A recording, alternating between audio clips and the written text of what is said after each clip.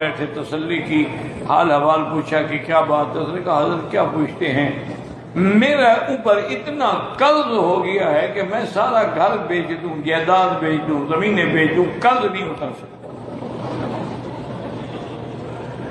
اور میں شریف آدمی ہوں، کوئی مانگنے والا آ جائے تو میں تو پھر شرم سے ڈوب جاتا ہوں نا، کیا کہوں اس کو؟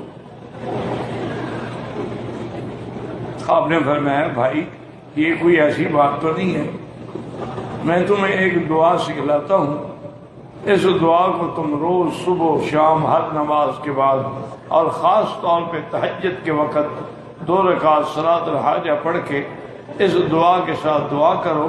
یہ تو مسئلہ ہی کوئی نہیں ہے۔ قرض کا کیا مسئلہ ہے؟ خزائن السماوات والارض کا اللہ مالک ہے۔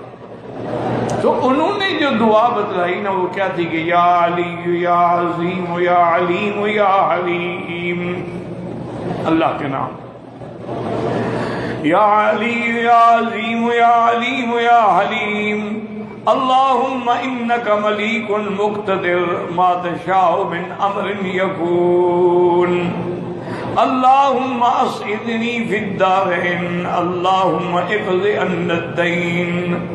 آپ نے فرمایا بس یہ دعا اللہ سے مانگا کرو، کیونکہ اس میں اللہ کے نام ہے نا، ملیک بھی ہے، مقتدر بھی ہے، فی مقعد